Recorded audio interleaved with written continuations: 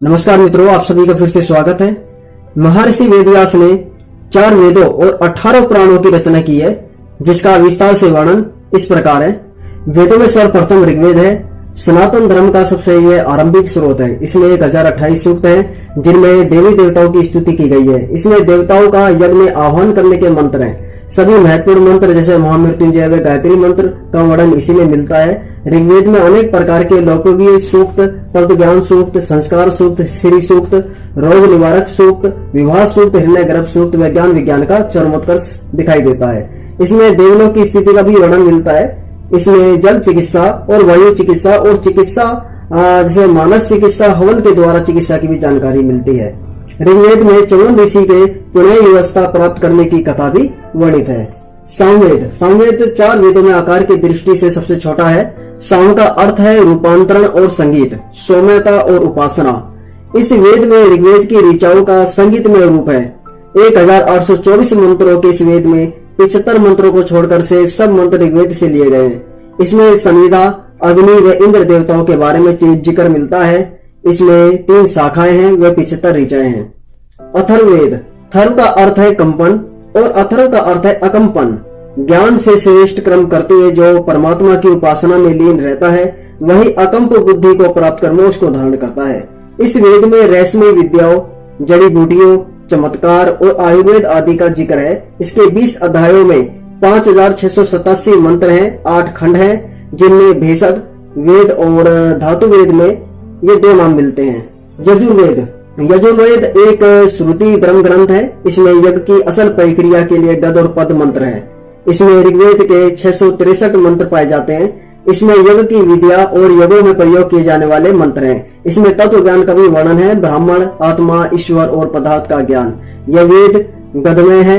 इसमें यज्ञ की असल प्रक्रिया के लिए गद मंत्र है। इसकी 2 शाखाएं हैं, शुक्ल और कृष्ण। अब बात करते हैं 18 पुराणों की। महर्षि वेदव्यास ने 18 पुराणों का संस्कृत भाषा में संकलन किया है। त्रिमूर्ति के प्रत्येक भगवान स्वरूप को 6 पुराण समर्पित किए गए हैं। आइए पुराणों का विस्तार से वर्णन करते हैं। सर्वप्रथम है ब्रह्म पुराण। यह पुराण सबसे प्राचीन है। इस पुराण में 246 अध्याय और 14,000 श्लोक हैं। इस ग्रंथ में ब्रह्मा की महानता के अतिरिक्त सृष्टि की उत्पत्ति, गंगा अवतरण, तीर्थ और रामायण व कृष्ण अवतार की कथाएं संकलित है। पद्म पुराण, इस पुराण में 55,000 श्लोक हैं और 5 खंडों में विभाजित है। सृष्टि खंड, स्वर खंड, उत्तरखंड, भूमिखंड और पाताल खंड।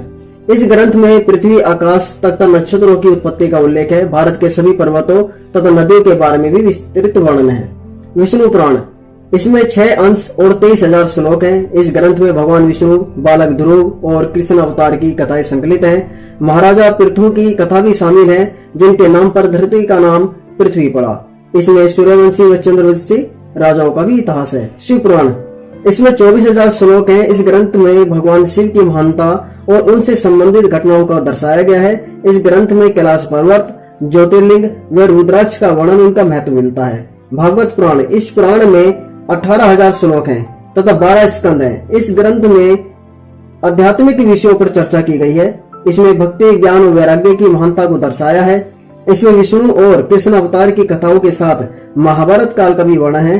द्वारिका नगरी के जलमग्न होने व यदुवंशों के नाश तक का वर्णन इस पुराण में मिलता है। नारद पुराण, इस पुराण में 25,000 श्लोक हैं। सभी 18 पुराणों का सार इसमें दिया गया है। इसमें मंत्र और मृत्यु के पश्चात के कर्म और संगीत के 7 स्वरों का ज्ञान लिखित है। मार्कंडेय पुराण, मार्कंडेय व ऋषि जैमिनी के संवाद पर आधारित इस पुराण में 9,000 श्लोक और 137 अध्याय हैं। इसमें सामाजिक न्याय और योग के अतिरिक्त भगवती दुर्गा तथा श्री कृष्ण से जुड़ी कथाएं भी शामिल हैं। अग्नि पुराण, इसमें 383 अध्याय तथा 15,000 श्लोक हैं।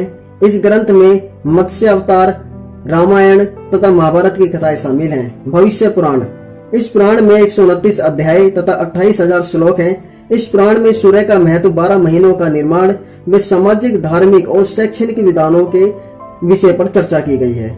ब्रह्मा वैवर्त पुराण, इस पुराण में 18,000 श्लोक तथा 218 अध्याय हैं। इस ग्रंथ में ब्रह्मा, गणेश, तुलसी, सावित्री, लक्ष्मी, सरस्वती तथा कृष्ण की महानता को दर्शाया गया है। लिंग पुराण में 11,000 श्लोक और 163 अध्याय हैं। इसमें सृष्टि की उत्पत्ति, युग, कल्प आदि का वर्णन है। इसमें अघोर मंत्रों अघोरी विद्या का भी उल्लेख मिलता है। वाराह पुराण, इसमें 217 स्कंद तथा 10,000 श्लोक हैं। इस पुराण में वारावतार कथा के साथ भगवत गीता का भी महात्म्य भी दर्शाया गया है। सृष्टि के विकास, स्वर्ग, पाताल और अन्य लोकों का भी वर्णन इसमें मिलता है। स्कंद पुराण, यह पुराण 81,000 श्लोक और 6 खंडों में बटा है। स्कंद पुराण में प्राचीन भारत का भौगोलिक वर्णन है, जिसमें नक्षत्रों, नदियों तथा गंगा अवतरण के आख्यान शामिल हैं तथा साथ ही कन्याकुमारी मंदिर, सोमदेव, तारा और बुध ग्रह की अलंकारमयी कथा भी है।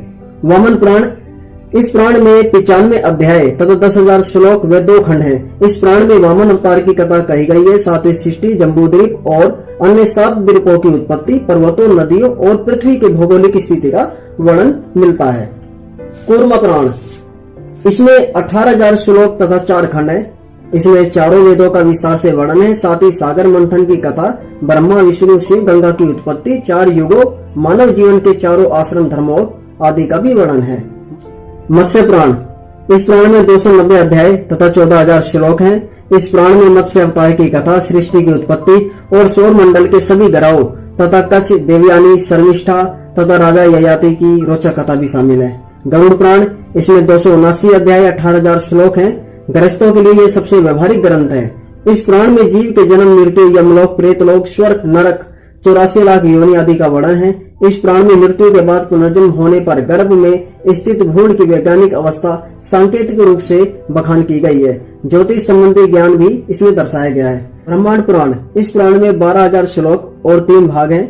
मान्यता है कि अध्यात्म रामायण पहले ब्रह्मांड पुराण का ही कस थी, जो अभी एक पृथक ग्रंथ है। इसमें समस्त ग्रहों, सूर्यवंशी, चंद्रवंशी राजाओं, सृष्टि की उत्पत्ति, परशुराम की कथा तथा 7 मनवंतर काल का जिक्र है। यह ग्रंथ विश्व का प्रथम खगोल शास्त्र है, जिसका वर्णन इंडोनेशिया में भी मिलता है।